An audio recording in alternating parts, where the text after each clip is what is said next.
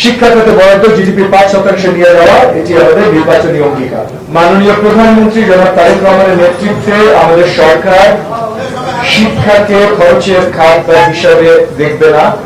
শিক্ষা হবে রাষ্ট্রের প্রথম বিনিয়োগ, মানব সম্পদের মূল কারখানা এবং জাতি গঠনের প্রধান প্রকল্প। আজ আমি 12টি পয়েন্টে আমাদের শিক্ষা মন্ত্রণালয়ের নীতিগত এজেন্ডা তুলে ধরছি, পরিষ্কার, সংখ্যা সহ এবং দায়িত্ব বন্টনের ভাষায়।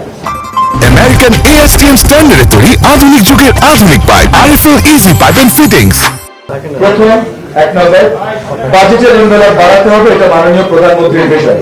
আমরা সবাই জানি শিক্ষা ব্যবস্থার প্রথম শর্ত অর্থাৎ গত বছরগুলোতে শিক্ষা খাতে বরাদ্দ মোট বাজেটের প্রায় 12% আশেপাশে থেকে এবং জিডিপির অনুপাতে তার 1.5% কাছাকাছি ঘোরাফেরা করেছে। এটা একটি কাঠামোগত সীমা। কিন্তু আমাদের সরকারের, বিশেষ করে মাননীয় প্রধানমন্ত্রী জনাব তারেক রহমানের নীতিগত অবস্থান পরিষ্কার। শিক্ষা খাতে বরাদ্দ জিডিপির 5% নিয়ে যাওয়া, এটি আমাদের নির্বাচনী অঙ্গীকার।